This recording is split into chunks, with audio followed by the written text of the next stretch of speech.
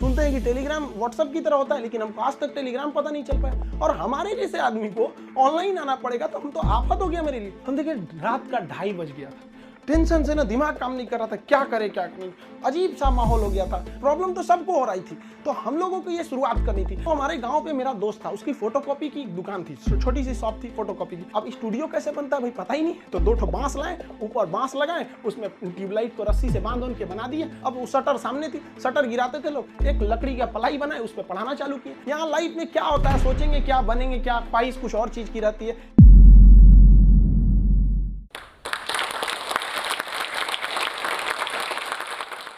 जय हिंद। बेहतर से बेहतर होने का तलाश करें, मिल जाए नदी तो समंदर की तलाश करें।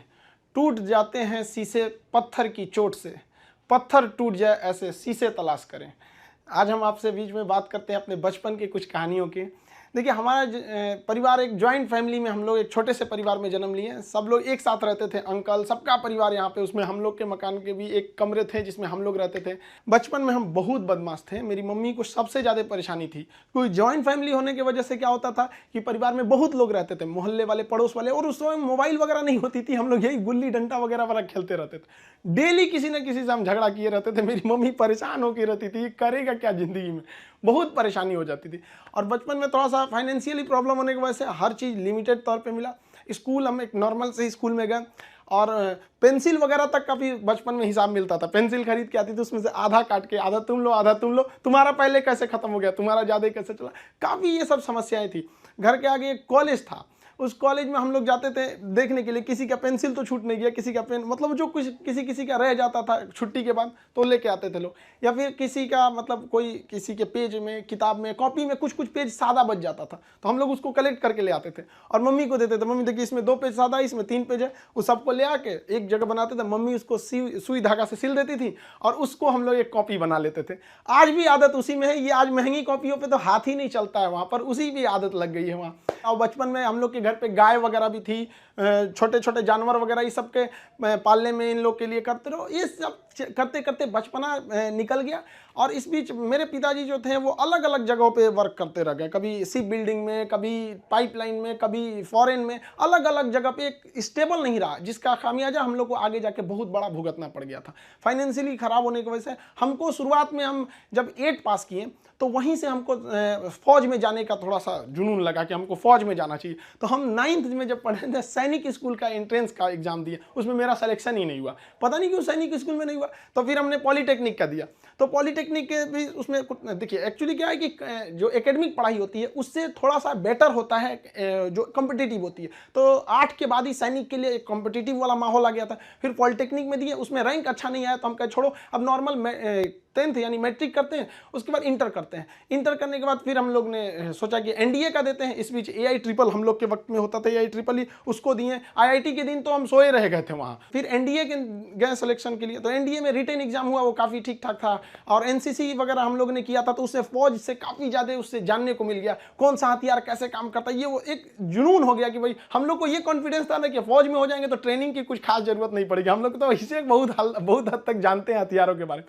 सब होने के बाद वहाँ पे क्या होता है कि ये सिलेक्शन काफ़ी प्रोसीजर काफ़ी कॉम्प्लेक्स होता है। वहाँ मेडिकल जांच होती है हर चीज़ का। मेरा हाथ काफ़ी टेढ़ा है, अभी इतना टेढ़ा होने की वजह से दोनों हाथ कि मतलब अब मेडिकली आउट कर दिया जाए। अब मेडिकल आउट होने की वजह से ये सब चीज़ें सही नहीं हो सकती हैं। तो यही एक तो वही था मेरे लाइफ का। इसके आगे हमने कोई सपना ही नहीं देखा था कि हमको कुछ और भी करना है। शुरू से ही फौज में ही जाना था हमको। अब हमारे लिए तो एकदम विकट परिस्थिति हो गई, साथ ही साथ फाइनेंशियली भी दिक्कत हो गया। अब क्या करें, तो नॉर्मल एक सरकारी स्कूल से इंटर था मेरा, फिर एक नॉर्मल ग्रेजुएशन किए, ग्रेजुएशन बीएससी। अब इसमें फाइनेंशियली दिक्कत भी बहुत ज़्यादा आ गया। इन दिक्कत में सबसे ज़्यादा साथ दिया मेरे 3 दोस्तों ने, सोनू, पवन, हेमंत। ये 3 दोस्तों ने हमारा बहुत ज़्यादा हेल्प किया और हम सबसे खुश नसीब हैं। हम ये कह सकते हैं कि दोस्त हमें बड़ा बढ़िया मिले। तो सोनू था, पवन, हेमंत, इन लोग के पास जो पॉकेट मनी आती थी ना, तो जो घर से उसमें से काट के कुछ हमको दे देते, कुछ ये, तो हम लोग में मिलजुल के अच्छे से करते थे। तो एक साथ में हम लोग पढ़ाई करते थे। हम सबको, चारों को, हम लोगों को डिफेंस में ही जाना था। अब हम लोग ने क्या किया भाई, बाकी लोग की फाइनेंशियली ठीक थी, हेमंत की भी सही नहीं थी, तो वो सेल्फ डिपेंडेंट था। तो हेमंत ने कहा कि एक काम कर तो भाई, चलो तुम भी को टीचिंग में ले आते हैं। तो उसने क्या किया, हमको एक होम ट्यूशन के पास ले गया पढ़ाने के लिए। होम ट्यूशन, अब वो हम लोग को बच्चों को उतना पढ़ाने का आइडिया नहीं, बस उसको लड़का बहुत पढ़ने में कमजोर था और उसको होम ट्यूशन पढ़ाया गया ना, स्कूल में बहुत अच्छा टॉप पे आ गया वो, उसके घर वाले काफी खुश हुए सब, और वो बहुत अच्छा सा पढ़ रहा था। इसी बीच उसने कहा कि चलो तुम्हें एक कोचिंग में इंट्रोड्यूस करते हैं। तो एक कोचिंग में गए, वहाँ पे मतलब काफ़ी स्टूडेंट जो थे, मतलब बहुत ज़्यादा नहीं थे, नॉर्मल था कोचिंग वहाँ पे। वहाँ हम गए तो हमको फर्स्ट दिन केवल 6 लड़के मिले, और 6 लड़के में अजीब सा माहौल हो गया। वो हमको, मेरी दाढ़ी उड़ी भी नहीं थी, तो अजीब, उनको लगा कि तो हम ही लोग के बीच का है। तो हम 6 बच्चे को पढ़ाएं, हमको भी खुद एम्बेरस फील हो रहा था कि ये लोग हमको उस तरह से देख क्यों नहीं रहे हैं। अब उसको 6 लड़कों से अगले दिन वो 50 हो गए, फिर 100, 150, इतना तेज बढ़ने लगा। अब वो कोचिंग वाला जो था उसको लगा कि नहीं भाई, पैसा तो ठीक आ रहा है यहाँ पे, ये तो ठीक ठाक है। तो उन्होंने हमको कह दिया कि भाई देखिए सर, आपको अपना नाम, पता, एड्रेस, मोबाइल नंबर कुछ भी नहीं देना है। हम कहा हमको जरूरत भी नहीं है इसकी, हमको चुपचाप पीजी वगैरह करना है यहाँ पे। हमारी तो फौज का सपना टूटा था, समझ में नहीं आ रहा था करे क्या करें यहाँ पर, क्योंकि लाइफ बड़ी अजीब चीज होती है, जब तक आपको समझ में आएगी आधी बीत चुकी रहती है। यहाँ लाइफ में क्या होता है, सोचेंगे क्या, बनेंगे क्या, ख्वाहिश कुछ और चीज की रहती है, यही है जिंदगी, सबको इसी के साथ चलना रहता है। तो हमने कहा कोई बात नहीं। उन्होंने कहा कि चलो भाई, हमारा उनको नाम पता था तो टाइटल के वजह से उन्होंने खान नाम दे दिया, खान सर। धीरे धीरे वहाँ पे पढ़ाते रहे, वहाँ पे लड़के बहुत हो गए। वो कोचिंग वालों को पैसा ज़्यादा दिखता था, हमें बच्चों का करियर दिखता था। वो कहते थे कि सर इतनी कम फी में आप इतना क्यों बता रहे हो। हम कहे सर हम कैसे करें, उनके साथ किस तरह से हम कह देंगे कि तुम्हें कम बता। इस वजह से थोड़ा सा टसल हो गया, हमको वो छोड़ना पड़ गया कोचिंग। फिर दूसरे जगह गए, तीसरे जगह, उसके बाद से हम लोग ने यहाँ पर आके अपना खान जीएस रिसर्च सेंटर किए। तो हमारा यहाँ पे कुछ खास जानकारी नहीं थी पटना में, क्योंकि हम लोग गांव एरिया से आए थे। तो यहाँ पे कुछ पार्टनर्स वगैरह को कुछ ढूंढे यहाँ के लोगों को, उन लोगों ने तो सत्यानाश ही कर दिया। उन लोगों ने सारा चीज, 6 महीने बाद उन लोगों का फुल प्लानिंग था कि कोचिंग को हड़प लेना है। उन लोगों ने कहा कि बेंच भी मेरा, कुर्सी मेरा, पंखा में, सब कुछ। हम तो परेशान हो गए, मेरे पास कुछ भी नहीं बचा।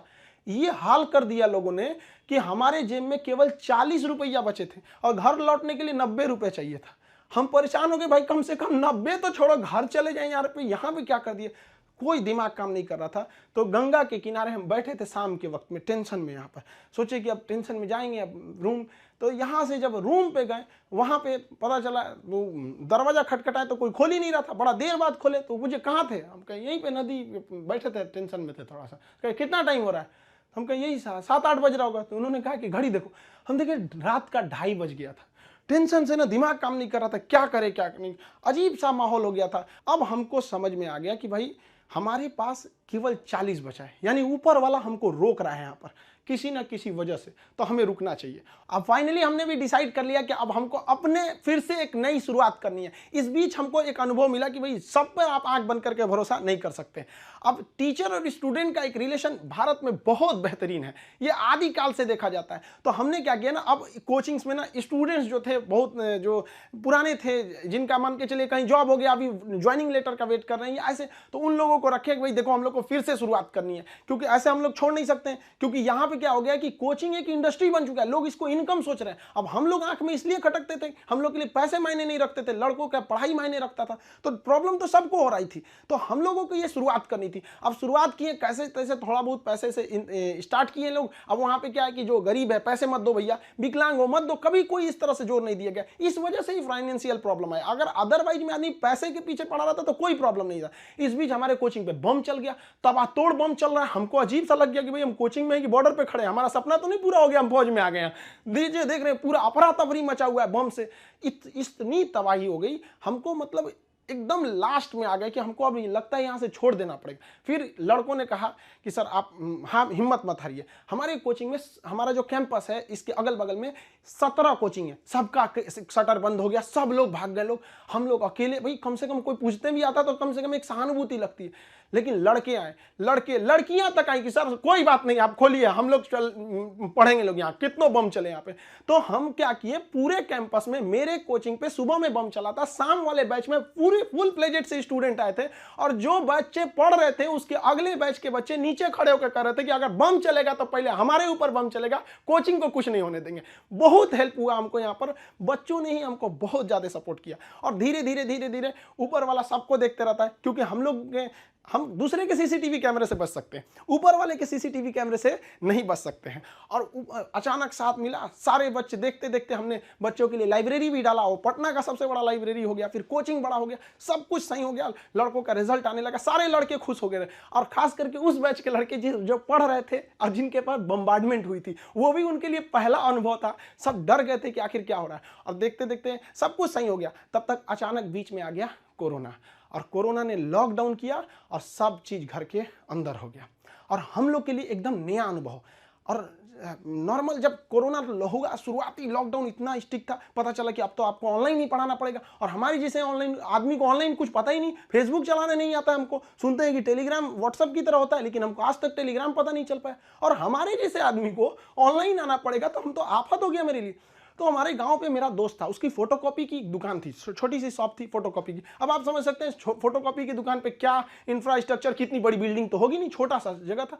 अब वो शटर सामने थी, शटर गिराते थे लोग, एक लकड़ी का पलाई बनाए, उस पर पढ़ाना चालू किए। पता चला सामने से पुलिस की गाड़ी जाती थी, तो शटर के अंदर हम लोग पड़े हैं, पसीना हो रहा है, वैसे पुलिस का सायरन आ रहा है, आवाज आ रहा है। लड़के कह रहे सर कैसे वीडियो बना रहे हैं, कहाँ से बना रहे हैं, ना लाइट सही है ना आवाज सही है। हम कहे भाई हमको यही है जो है यहाँ पे। मेरा सारा सेटअप जो पढ़ाने का इंस्ट्रूमेंट होता है, जो पीछे पैनल लगे होते हैं पढ़ाने के लिए, वो सारा पटना में रह गया था, और हमारे गांव में ऐसी व्यवस्था नहीं थी। हम क्या करें। और जो 2020 का लॉकडाउन था, बहुत ही स्ट्रिक्ट लॉकडाउन था, तो उस लॉकडाउन में हमको आना था पटना, कैसे भी आने का कोई साधन नहीं था। तो हम ट्रक के क्लीनर बन के आए थे, खलासी जो होता है, ऐसे गंजी पहन के गमछा बांध लिए थे, चलो चलो चलो, ऐसे क्लीनर बन के आए यहाँ पे, खुद ही लोड किए, सब कुछ किए और लेके जाए। अब स्टूडियो कैसे बनता है भाई पता ही नहीं, तो 2 ठो बांस लाए, ऊपर बांस लगाए, उसमें ट्यूबलाइट को रस्सी से बांध के बना दिए, और वैसे ही पढ़ाना चालू किए लोगों को। अब वहाँ मेरे पास हर साधन आ गए पढ़ाने वाला, अब लोगों को समझ में आने लगा, धीरे धीरे धीरे धीरे लोग पसंद करने लगे यहाँ पे कि हाँ ये बात सही है। अब हमारे एक दिल्ली के हमारे एक मित्र हैं मिश्रा जी, उन्होंने सारा सेटअप किया कि ये कैमरा ठीक रहेगा, ये लाइटिंग ठीक रहेगी, ऐसे ऐसे सही रहेगा। उन्होंने बहुत बेहतर काम कर दिया, मेरे लिए अच्छा हो गया। अब इस बीच अब लड़कों का कोर्स चालू करने के लिए एप्लीकेशन बनाने लगे, तो धीरे धीरे धीरे धीरे लड़के एप्लीकेशन पे देखने लगे, यूट्यूब पे। और हमको तो आज तक समझ में नहीं आया कि यूट्यूब पर एजुकेशन के फील्ड को हम ऐसे देखते हैं कि वो लोग भी कमेंट करते हैं, कहते हैं कि सर हमारा किसी जनरल कंपटीशन, हम किसी कंपटीशन की तैयारी नहीं करते हैं, नहीं हमको कोई एग्जाम से मतलब है, फिर भी हम देखते हैं। हमको इस बात की इतनी खुशी होती है, इसलिए नहीं कि वो लोग हमारा वीडियोस देखते हैं, इसलिए कि जो लोग पढ़ाई छोड़ दिए हैं उनको भी इस बात का अफसोस है कि हमने पढ़ाई क्यों छोड़ा। और ये कंफर्म है कि वो अपने बच्चों को या समाज को आगे पढ़ने के लिए जरूर करेंगे, और इस देश को जो पीछे गया है उसको आगे ले जाने का एकमात्र रास्ता है शिक्षा, क्योंकि शिक्षा जिसके पास रहेगी वो कभी किसी से नहीं डर सकता है, अपने अधिकार के लिए खड़ा रहेगा। तो काफी खुशी होने लगी। लेकिन ऑनलाइन का हमको बहुत ज्यादा आइडिया नहीं लगा, तो धीरे धीरे धीरे धीरे क्या हुआ, संघर्ष आगे बढ़ा। अब होता क्या है कि लाइफ में कभी इंसान कोई लिफ्ट की तरफ बढ़ जाता है तो उसको काफी खुशी होती है, अरे बाप रे बहुत ऊंचाई पे आ गया। लेकिन जो सीढ़ियों की तरफ बढ़ता है ना, ऊपर जाके उसको एक थकान होती है, लेकिन दिल से एक सुकून भी मिलता है कि मेहनत से बढ़े, तो उसके लिए ऊंचाई बहुत मायने नहीं रखती है। तो जो लोग देखिएगा ना उतराने लगते हैं, अहंकार कर देते हैं, उस सबसे लिफ्ट से बढ़ा है सब वहां पे। तो जीवन में कभी किसी को अहंकार तो करना ही नहीं चाहिए यहाँ पर, और ना ही दूसरे की बुराई करनी चाहिए। दूसरे की बुराई से कोई फायदा नहीं मिलता है, आपस में मिलजुल कर रहना चाहिए। बुझ जाते हैं कभी दिए तेल की कमी से भी, हर बार कसूर हवाओं का नहीं होता है। आखिर में हम आप सबसे यही कहना चाहेंगे कि ये दुख, ये दर्द, ये गम, ये सब तेरे अंदर है। तू खुद के बनाए पिंजड़े से बाहर निकल के देख, तू अपने आप में एक सिकंदर है। इस वीडियो के बारे में अपनी राय नीचे कमेंट सेक्शन में हमें बताएं और अपने दोस्तों के साथ ये वीडियो शेयर करना ना भूलें।